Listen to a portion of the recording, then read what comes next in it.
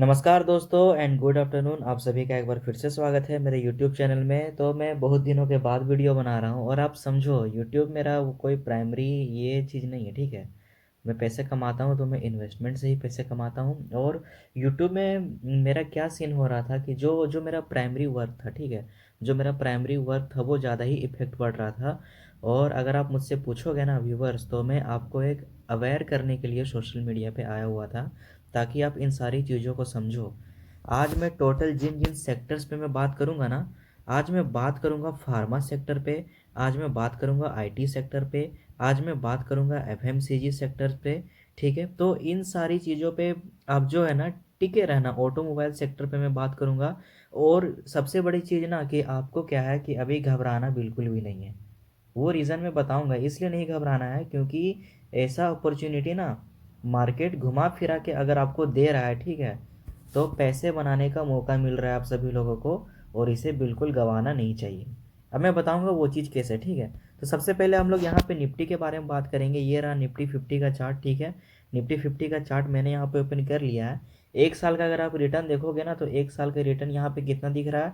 1.92%। मतलब 1.92%। लोग करे तो क्या करे, वहां पे 1.92% दिख रहा है, लेकिन यहाँ से तो मार्केट भागा था ना। 26 फरवरी 2024 से लेके सितंबर तक तो भागा था। 25,940, ये देखो कहाँ, 22,200 से 25,940। तो यहाँ पे तो प्रॉफिट बुक करना चाहिए आप सभी लोगों को। ठीक है, यहाँ पे आप सभी लोगों ने प्रॉफिट बुक नहीं किया। आप सब ने क्या बोला? हम लोग लॉन्ग टर्म के लिए रखेंगे, राइट। तो लॉन्ग टर्म के लिए अगर आप रखते हो तो ये तो अपॉर्चुनिटी वाली बात है। जितना गिर रहा है उतना पैसा भी कर रहे हो, उतना उठा रहे हो, आगे चल के आपको प्रॉफिट ही देगा। तो ओवरऑल अगर आप मैं यहाँ पे डाटा निकालूँ ना, तो ये रहा 5 साल का डाटा। और 5 साल में ये आपको दिख गया 101% का रिटर्न। अब बताओ कहाँ मिस्टेक हो रहा है, कहाँ गड़बड़ हो रहा है? सारा विजन क्लियर है यहाँ पे। बस मीडिया में एक जो कहते हैं ना कि एक हाइपर बना हुआ है, market crash, market crash, market crash. अरे भाई साहब, अगर मार्केट क्रैश होता है तो अच्छी बात है। अगर मार्केट क्रैश हो रहा है, गिर रहा है, तो अच्छी बात है ना। इसे अपॉर्चुनिटी की तरीके से लो। स्टॉक्स एकदम लाइन लगा के खड़े पड़े हैं कि मुझे खरीदो, मुझे खरीदो, मैं रिटर्न बना के दूंगा। कहते हैं ना कि एक अच्छा इन्वेस्टर वो होता है कि ना कि वो सबसे टॉप में खरीदेगा। ओके व्यूअर्स, टॉप में वो खरीदेगा जो लॉन्ग टर्म के लिए विजन रखेगा अपना, वो भी 1 साल के लिए, 2 सालों के लिए नहीं, एटलीस्ट 5 ईयर्स। आप देख रहे हो ना यहाँ पे इंडेक्स का क्या हाल है। 5 ईयर्स का वो विजन रखेगा या तो फिर 10 साल का वो विजन रखेगा। तो इन्हीं सालों में अगर मार्केट गिरता है तो भी आप उठाओ, मार्केट बढ़ रहा है तो भी आप उठाओ, लेकिन आप उठाते जाओ, खरीदते जाओ। तो ये सबसे बड़ा चीज़ जो है यहाँ पे इफेक्ट पड़ता है। सवाल रहा एफआईआर का, तो वो किसी के सगे नहीं हुए हैं आजकल, ठीक है।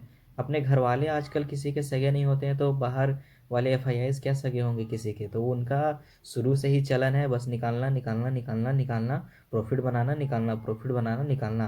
तो वो प्रॉफिट बुक नहीं करेंगे तो रहने देंगे? आप ही बताओ मुझे ये चीज़। कोई भी चाहेगा, आप भी चाहोगे, अगर आपके 5 लाख के इन्वेस्टमेंट में 2 लाख का प्रॉफिट बनेगा और इस तरीके का कंडीशन आएगा, तो बेटर है कि आप प्रॉफिट बुक करोगे। प्रॉफिट बुक करने के बाद आप फिर से री इन्वेस्टमेंट करोगे। या आपका विज़न थोड़ा लंबा है, थोड़ा वो कहते हैं ना कि लॉन्ग टर्म को लेकर के है, तो आप जाहिर सा बात है कि एसआईपी करोगे आप उसमें। वीडियो काफ़ी ज़्यादा लंबा हो जाएगा आज, मुझे माफ़ कर देना उस चीज़ के लिए। क्योंकि आज का वीडियो शॉर्टकट बिल्कुल भी नहीं होगा। मैं पहले ही एक चीज़ क्लियर कर देना चाहता हूँ। तो निफ्टी में 6 महीने से अगर आप देखोगे तो करेक्शन आया है। करेक्शन कितने का आया है? 10% का करेक्शन आया है। ये 2023 में भी आया, 2022 में भी आया, 2021 में इसलिए नहीं आया क्योंकि 2020 में मार्केट क्रैश हो चुका था, तो 2021 में मार्केट बूम पे था। ओके। अब निफ्टी से हम लोग बाहर निकलते हैं। अब निफ्टी से हम लोग बाहर निकलेंगे तो सबसे पहले हम लोग बात करेंगे एफएमसीजी स्टॉक्स के बारे में। इन सारी कंपनियों के बारे में ना आप अगर मुझसे पर्सनली पूछोगे ना, तो टीवी चैनल्स, न्यूज़, ये वो, कहीं पे भी इन सारी स्टॉक्स के बारे में बातचीत वगैरह कुछ नहीं होगा। अब आप देखो कितना बड़ा अपॉर्चुनिटी मिला है हम सभी लोगों को। 1 साल का रिटर्न आप देखोगे तो जीरो, कोई फर्क नहीं पड़ता है। लेकिन यहाँ से तो निकला था ना भाई। 26 फरवरी से 2500 से स्टॉक्स कहाँ पे आ गया? 2500 से सीधा 4000 पे आ गया। तो इन सारी चीज़ों का ध्यान रखना बेहद ज़रूरी है। अगर मैं यहाँ पे 6 महीने का अगर मैं यहाँ पे ग्राफ देखूँ तो 6 महीने में स्टॉक्स जो है वो 30%, मतलब कहते हैं ना कि 30% टूटा है स्टॉक्स। अच्छी अच्छा बात है। मैं तो इसे अप्रिशिएट कर रहा हूँ कि स्टॉक्स टूटा है। अब क्या होगा, अब आप इसमें क्या कर सकते हो, बाइंग करके चल सकते हो, ठीक है। चाहे आप 2500 में बाइंग करो या तो फिर आप इसे 2000 में बाई करो। कोशिश बनाओ कि ये स्टॉक्स और गिरे।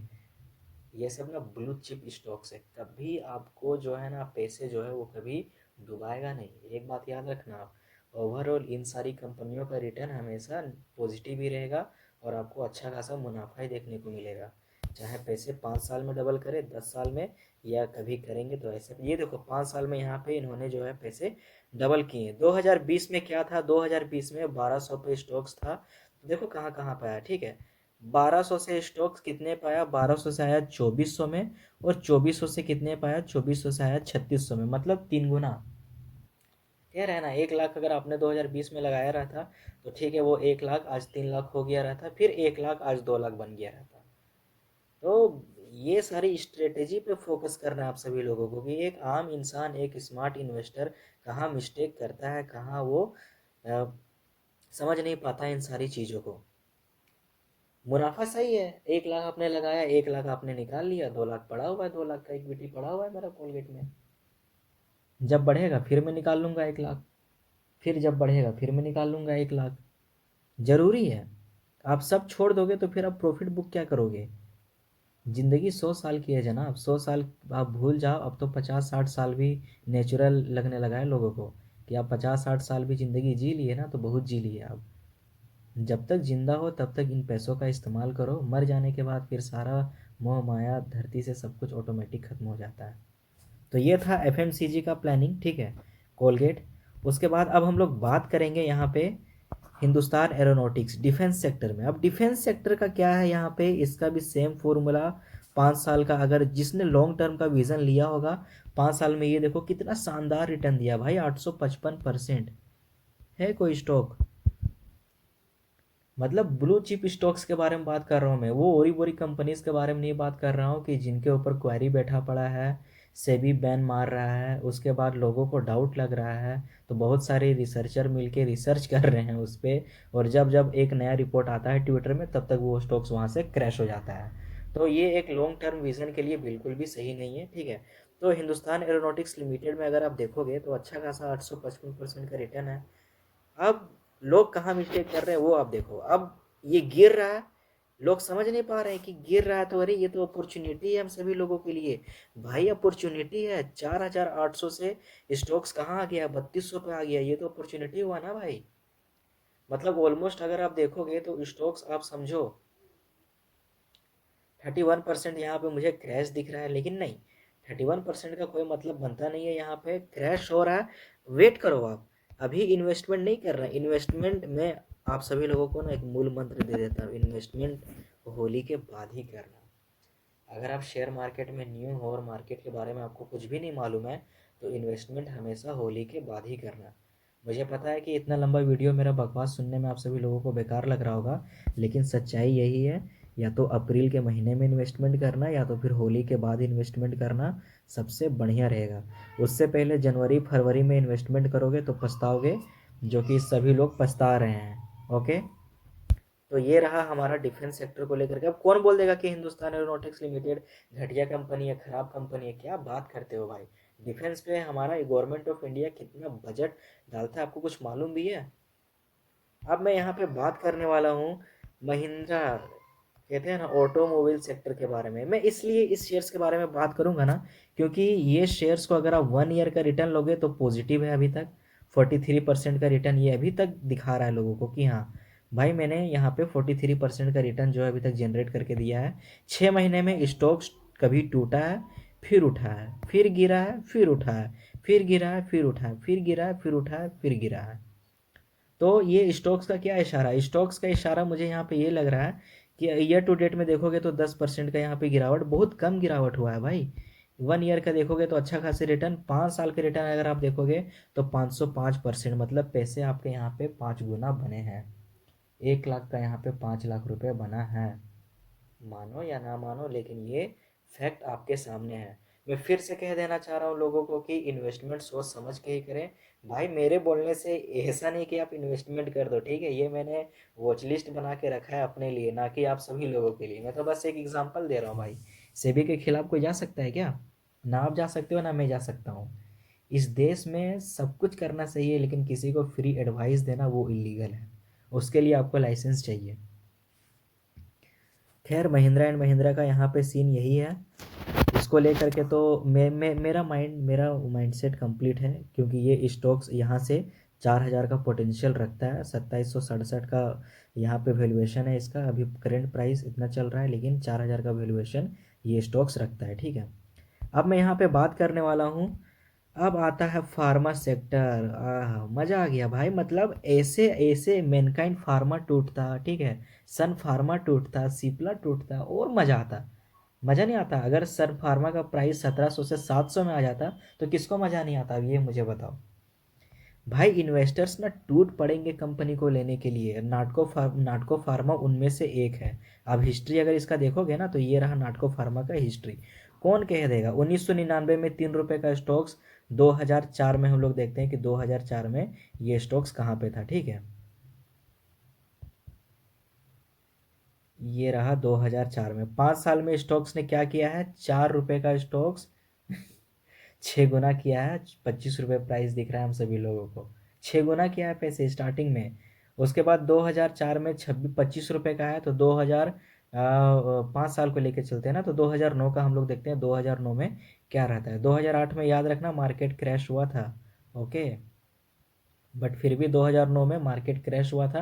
मैंने पहले ही बोल रहा है 2008 में, तो उसके लिए यहाँ पे थोड़ा नेगेटिव रिटर्न देखने को मिला। लेकिन जिसने 2008-9 में इन्वेस्टमेंट किया होगा, पिछला डाटा देखते हुए, जब जब गिरावट हुआ तब तब जिसने यहाँ पे इन्वेस्टमेंट किया होगा, तो उसका यहाँ पे देखो नेगेटिव इम्पैक्ट, देखो इम्पैक्ट क्या बड़ा यहाँ पे, ठीक है। मान के चलो मैंने 20 रुपये में ही उठाया, तो 2013 में कितना रिटर्न रहना चाहिए? 2010, 11, 12, 13, ये देखो 20 रुपये में मैंने उठाया, और यहाँ पे ऑलमोस्ट 9100 रुपीज़ के आसपास में वहाँ पे भी पैसे 5 गुना हो गए। अब 2013 का स्टॉक्स में 90 रुपये में उठाऊंगा, ठीक है। तो मुझे यहाँ पे 5 साल में कितना रिटर्न मिलना चाहिए, मुझे वो देखना है। तो मैं यहाँ पे क्या देखूंगा? 2018 देखूंगा कि 2018 पे कंपनी का स्टॉक्स यहाँ पे कहाँ आके रुकता है। ये देखो 2018 में, मतलब भाई ऑलमोस्ट 10 गुना पैसे हो गए हैं मेरे। समझ रहे हो ना? तो ये विज़न है यहाँ पे। अब क्या हुआ? थोड़ा बहुत कोविड के टाइम पे गिरावट आप सभी लोगों को मालूम है, 2020। उसके बाद फिर मार्केट ने अचानक बूम पकड़ा, यहाँ पे पैसे सभी लोगों के डबल। उसके बाद रशिया यूक्रेन वार का टेंशन, ग्लोबल क्राइसिस। उसके बाद जो यहाँ पे मार्केट ने पकड़ा, यहाँ पे कितना 1500-1600 का स्टॉक्स। उसके बाद अभी रिजल्ट्स खराब आने के कारण, प्रॉफिट डिक्लाइन होने के कारण स्टॉक्स कितने पे आके रुका है? 821 पे रुका है। 6 महीने का अगर आप ग्राफ देखोगे तो ऑलमोस्ट 50% यहाँ पे करेक्शन हम सभी लोगों को देखने को मिला है। तो इन्वेस्टर्स क्यों ना इसके ऊपर टूटेंगे भाई लेने के लिए? ये आप मुझे एक बात बता दो। अगर अगर आप समझदार हो ना, तो समझदार के लिए सिर्फ इशारा काफ़ी है। मैं ये नहीं कह रहा हूँ कि आप भाई अपना ज़मीन जायदाद बेच के पैसे इसी में लगा दो, एक दिन में बर्बाद हो जाओगे आप। रिस्क उतना लो जितना रिस्क आपको लेने में मज़ा है, कि हाँ। मैं फिर कह दे रहा हूँ कि ये मेरा कोई एडवाइजरी नहीं है, ये मेरा कोई सलाह नहीं है कि आप लोगों ने यहाँ पे सुन लिया और इन्वेस्टमेंट कर दिया, वरना पछताओगे। मैं पहले ही बोल दे रहा हूँ, ठीक है। मेरा एक्सपीरियंस यूट्यूब को लेकर के बहुत ज़्यादा ही ख़राब है। मैं पहले ही बोल दे रहा हूँ, मैं यहाँ सिर्फ लोगों को अवेयर करने आया हूँ। और एक बात मैं और बोल देता हूँ, जितने मेरे पुराने वीडियोज़ हैं ना, उन सभी को भी आप उठा के देख लो। जी बिजनेस, CNBC, ये सब, मतलब ये सब, जितने ये सब फालतू चैनल आप लोग देखोगे ना, मतलब बर्बाद होते चले जाओगे। इन सभी चैनलों का कोई काम धाम नहीं है, बस रिटेलर्स को डराओ। जो आलतू फालतू स्टॉक्स है ना, उनको बेचो। कभी आप न्यूज़ चैनलों में मैंने जितने स्टॉक्स यहाँ पे बोले हैं ना, इन सारे स्टॉक्स को लेकर के बात नहीं होगा। नाटको फार्मा को लेके बात नहीं होगा, ठीक है। महिंद्रा एंड महिंद्रा को लेके बात नहीं होगा। हिंदुस्तान एरोनॉटिक्स लिमिटेड को लेके बात नहीं होगा। कोलगेट को लेके बात नहीं होगा। अब आते हैं, अब हम लोग का है IT में परसिस्टेंट सिस्टम। तो भाई इस स्टॉक्स ने क्या रिटर्न दिया है यार। IT का one of the best stocks लगता है मुझे ये परसिस्टेंट सिस्टम। सबसे बेस्ट स्टॉक्स लगता है मुझे। अगर आप यहाँ पे 5 डे का रिटर्न नेगेटिव, 1 मंथ का रिटर्न नेगेटिव, 6 महीने का रिटर्न पॉजिटिव, 6 महीने में स्टॉक्स ने कम से कम 10% तो कमा के दिए हैं सभी लोगों को। ईयर टू डेट नेगेटिव, जो कि बहुत ही अच्छी बात है। 1 साल का रिटर्न देखोगे तो 30%, लेकिन ये कहाँ तक चला गया था? 6,500 तक चला गया था। ऑलमोस्ट 70 to 75% का रिटर्न, और मैंने यूट्यूब में वीडियो भी बनाया हुआ है, वो आपको मेरे चैनल के अबाउट सेक्शन में जाके वीडियो सेक्शन में भी देखने को मिल जाएगा। लेकिन यहाँ पे 5 साल का रिटर्न काफ़ी शानदार है, ये देखो 1480% का रिटर्न लगभग। और अगर मैं ऑल टाइम पे जाऊँ तो ऑल टाइम में 5258% का रिटर्न, ये पहले से वन ऑफ द बेस्ट और डिमांडिंग स्टॉक्स हैं। तो करेक्शन आया है 5500, और हाई कितना बना था इसका, अगर मैं 52 वीक हाई के बारे में बात करूँ ना, तो 52 वीक हाई कितना बना, 52 वीक हाई बना 6788 रुपये का। तो आप सोचो वहां से कितना करेक्शन आ चुका है, 5500 रुपये। तो कौन बंदा इसे बाय नहीं करना चाहेगा। भाई मैं ऐसे, मतलब ऐसे ही कंपनियों के बारे में बताता हूँ ना कि जो मार्केट में अपना सर पैर टिका सके, उन कंपनियों के बारे में बिल्कुल भी मैं बात नहीं करता हूँ कि जो आएंगे 10 दिन बंदर के जैसा नाचेंगे उछलेंगे, उसके बाद जब इस तरीके का कंडीशन आएगा तो ख़त्म कहानी वहाँ से फिर। और उसका सबसे बड़ा एग्जाम्पल आप सभी लोगों को देखने को मिल रहा होगा, वारी एनर्जीज, तो क्या बोलते हैं केपीआई एनर्जी, तो वो एनर्जी देखने को मिल रहा होगा। यार कोई भविष्य, कोई हाथ पैर नहीं है उन सारी कंपनियों का, ठीक है। अगर मैं गलत हूँ ठीक है, मैं गलत हूँ, लेकिन जो फैक्ट है मैं उसी के ऊपर यहाँ पे मैं बात करूँगा, ठीक है। परसिस्टेंट सिस्टम, उसके बाद यहाँ पे हमारा नाटको फार्मा, हमारा Mahindra and Mahindra, Hindustan aeronautics, Colgate Palmolive. तो मेरा कहने का मतलब यही है कि इस गिरते हुए मार्केट में मार्केट को अपॉर्चुनिटी के जैसा लो आप सभी लोग। और इस अपॉर्चुनिटी में आपको क्या करना है, आपको इन्वेस्टमेंट करना है। इन्वेस्टमेंट अभी नहीं, इन्वेस्टमेंट आप देख लो होली के बाद, ठीक है। मेरा सजेशन है, मेरा एडवाइजरी नहीं है, और यही है, सेबी के खिलाफ कोई बोल नहीं सकता इस देश में, ठीक है। तो मेरा यही है, मेरा यही सजेशन है कि इन्वेस्टमेंट अपने फाइनेंशियल सलाहकार से सलाह ले लेने के बाद ही करें, नहीं तो बिल्कुल ना करें। आई होप आप सभी लोगों को अच्छा लगा होगा। मेरा वीडियो बनाने का मकसद यही अवेयरनेस था, डरना नहीं है भाई। यार 30 साल 40 साल 50 साल के बाद तो हम सभी लोगों को मरना ही है, तो क्यों डरना। जो चीज़ लोगों के द्वारा ही बनाया गया है उन सारी चीज़ों से क्यों डरना। खैर ठीक है, आई होप आप सभी लोगों को वीडियो अच्छा लगा होगा, तो लाइक कर देना, दोस्तों के साथ शेयर कर देना, और अगर इस चैनल पर नए हो तो सब्सक्राइब कर देना। और मैं कोशिश करूँगा, मैं अपडेट लाता रहूँगा, ओके। तब तक के लिए थैंक यू सो मच। जय हिंद जय भारत।